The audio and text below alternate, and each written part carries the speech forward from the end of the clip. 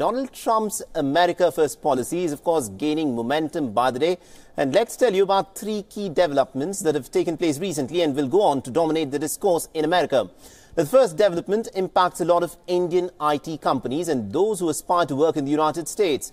Now, the Trump administration has announced a new policy that makes the procedure of issuing H-1B visas very tough. Now, it is for those employees who will be hired for third-party work sites, and under the new policy, the company would have to go an extra length to prove that its H-1B employee has specific assignments in the new job. Now, in simple words, it means that detailed documentation and more scrutiny is what is being looked at. Now, this new policy would also reverse the tradition of issuing the H-1B visas for 3 years at a time. Now, the new guidelines are effectively and immediately likely to come into operation just weeks ahead of the beginning of the H-1B visa filing season, which begins on the 2nd of April. Now, the second development for anyone who's interested as to what is in fact going to happen with the H-1B visas is this. Now, it has raised several eyebrows. Is essentially a statement regarding immigrants. The United States Citizenship and Immigration Services Agency has altered its key statement that no longer describes the United States as a nation of immigrants in its official statement. Instead, the new statement emphasizes on safeguarding its integrity and securing the homeland. So this is what the United States now wants to see itself as.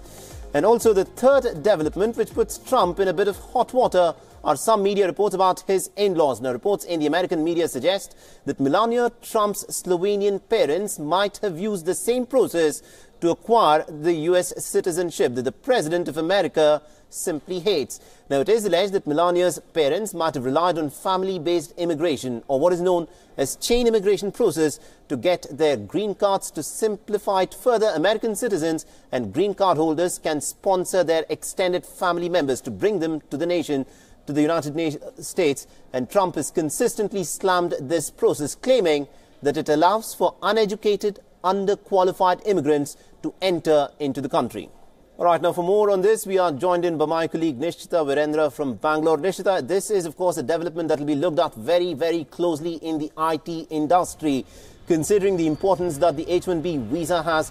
What is the buzz around in the Silicon Valley of India? How is it likely to impact all those software engineers in India who'd like to go to America to pursue their American dream?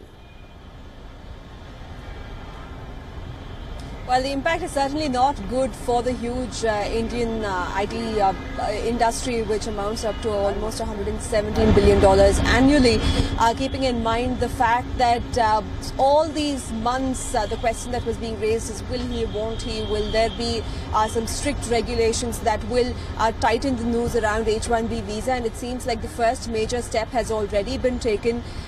With the latest policy change, it means that each and every company, if they are hiring a person outside America for a third-party project, then they will have to give clear-cut details about what the project is, what is the nature of work involved, whether it is a specialized work.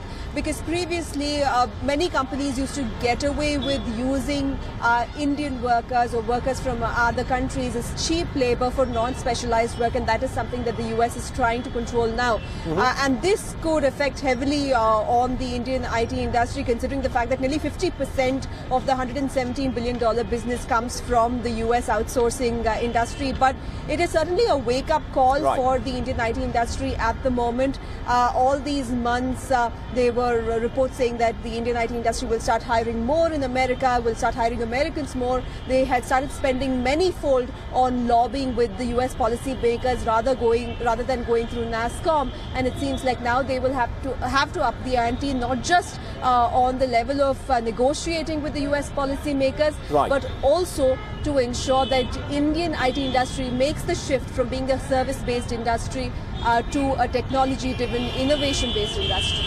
Absolutely indeed. We'll have to leave it there. Thank you very much.